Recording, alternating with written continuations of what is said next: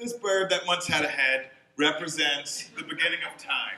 Metal, it's been around since we can remember. It's what we use, it's built our infrastructure.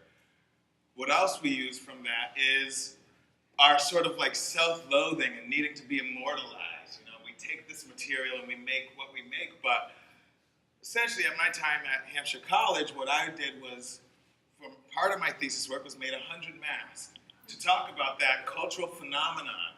What is it about needing to immortalize the self, needing to understand the individual?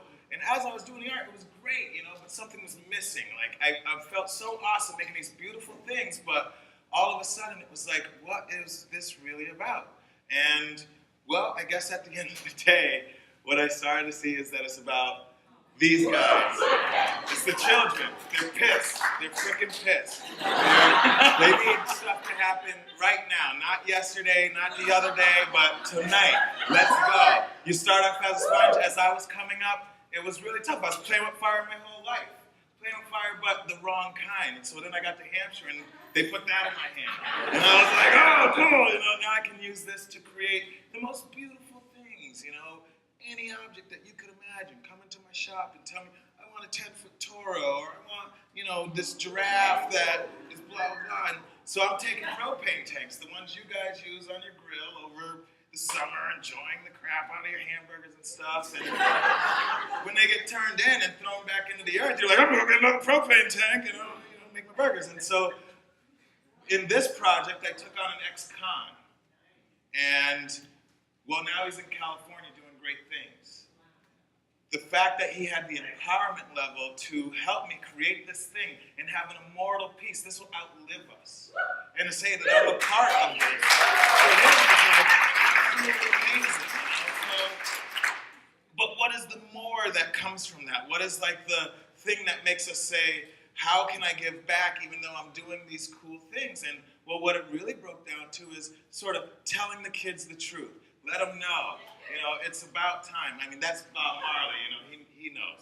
But it's about time that we start to figure out a way to let people know what's going on at a younger age. When you think about being a young person, your life is full of can'ts. You can't go to do this. You can't drive until this time. You can't be here. You can't be there. So what I did, this is a representation of a mentor who passed, by the way. What I did was I created the Fire Arts Center. The Fire Arts Center is a place where first and foremost focuses on bringing young people in, and based off of my knowledge and skill, I can teach them the medium. Sure, that sounds great. That model's been seen. But how do we take that and bring it to the next level?